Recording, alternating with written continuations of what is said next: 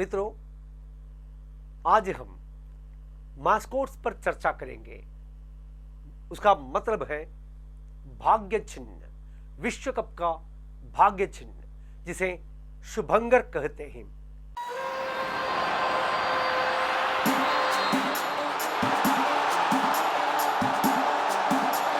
Oh, look at that! That is absolutely astonishing!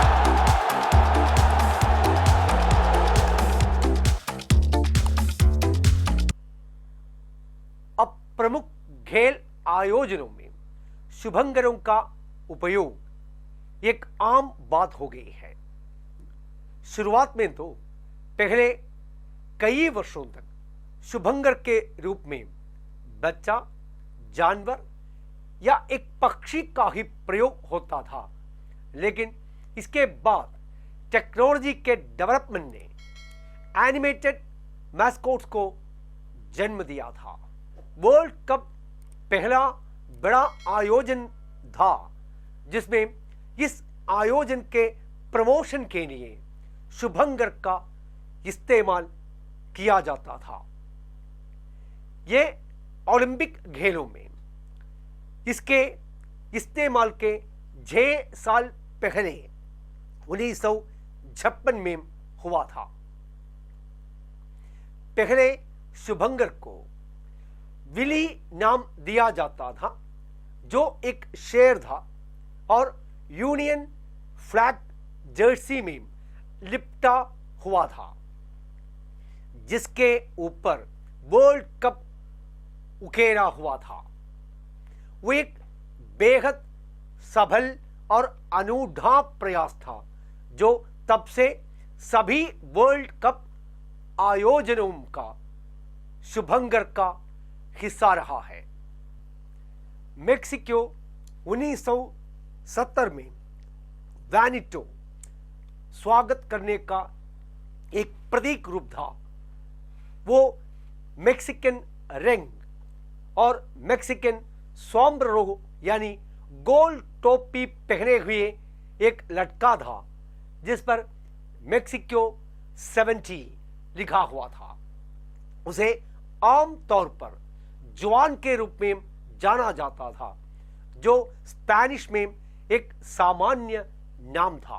1974 के संस्करण की मेजबानी करते हुए पश्चिम जर्मनी ने 2 लड़कों को अपने शुभंकर के रूप में इस्तेमाल किया, जिसपे प्रत्येक ने सफेद कपड़े पहने हुए थे। उनमें एक ने विश्व कप के लिए जर्मन शब्द वालमिस्टर वाली टी शर्ट पहनी थी, जबकि दूसरे की छवि में 74 का अंक लिखा हुआ था। 4 साल बाद अर्जेंटीना में हुए वर्ल्ड कप में एक बार फिर से शुभंकर के रूप में एक लड़का था। उनका नाम गोइटो रखा गया था, जिसमें उसने अर्जेंटीना देश के खेल में प्रयोग किए जाने वाले रंग, हल्के नीले और सफेद रंग पहने थे। उनकी टोपी, नेक कर्चीफ और हाथ में एक झड़ी दर्शा रही थी। टोपी पर अर्जेंटीना 78 लिखा हुआ था। आगे बढ़ते हुए 1882 में स्पेन में अपने शुभंकर के रूप में एक बल्ब का इस्तेमाल किया। नारंजितो नामक एक छोटा लेकिन बड़ी मुस्कुराहट दर्शाता संतरा था, जो मेजबान देश का एक विशिष्ट फल था। इसे स्पेनिश राष्ट्रीय टीम की किट में तैयार किया गया था। यह नाम अपने आप में स्पेनिश शब्द नारंजा से लिया गया था, जिसका मतलब ऑरेंज होता है, और उसके आगे इजो जुड़ा था। 1982 में स्पेन द्वारा भल के रूप में अपनाई गई थीम के बाद मेक्सिको ने 1986 में अपने शुभंकर के रूप में एक सब्जी का चयन करके मोड़ दिया। वो एक जलापोरो मिर्च था, जो मेक्सिकन व्यंजनों की एक विख्यात विशेषता होती है। मिर्च को मूंछों के साथ और सोम्ब्रेटो यानी गोल टोपी पहने हुए दिखाया गया था, जिसका नाम पिक यानी वहां की मसालेदार मिर्च और सांस के लिए प्रयुक्त स्पेनिश शब्द पिकांटे से आया है। इटालिया 90 में एक सबसे अलग दिखने वाला शुभंकर देखा गया। सीओ नामक एक ऐसा शुभंकर था जिसका सिर फुटबॉल का और शरीर इतावली तिरंगे के स्टिक फिगर वाले खिलाड़ी का था। शरीर पर के लाल, सफेद और हरे रंग के ब्लॉक से उसका शरीर ऐसा लग रहा था मानो वो लोगों से बना हो। संयुक्त राज्य अमेरिका ने 1994 में शुभंकर चुनने का विकल्प जनता पर छोड़ दिया और अंत में एक कुत्ते, एक आम अमेरिकी पेट के शुभंकर को मंजूरी मिल गई। स्ट्राइकर ने लाल, सफेद और नीले रंग का अमेरिकी रंग पहना था, जिस पर USA 94 लिखा हुआ था। 1998 में फ्रांस ने अपने राष्ट्रीय प्रतीकों में से एक मुर्गा को शुभंकर चुना। इसके सीने पर फ्रांस 98 शब्द अंकित थे, जिसका शरीर मुख्य रूप से मेजबान टीम के रंग नीला सा था। इसे फुलिक्स नाम दिया गया था। वर्ल्ड कप के पहले संयुक्त मेजबान दक्षिण कोरिया और जापान ने नारंगी, बैंगनी और नीले रंगों वाले 3 शुभंकर अठो, हैचो और नी के रूप में चुने। ये भविष्य के कंप्यूटर जनित जीव थे और मेजबान देशों में एक ऑनलाइन सर्वेक्षण के माध्यम से इनके नामों पर मतदान किया गया था।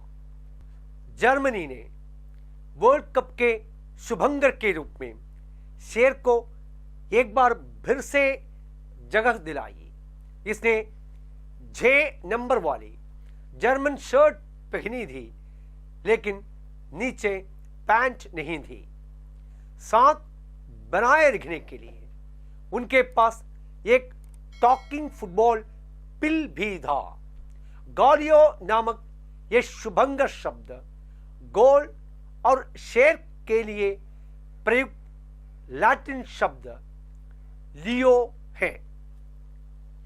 जर्मन में फुटबॉल के बोलचाल के शब्द से पिलो का नाम रखा गया।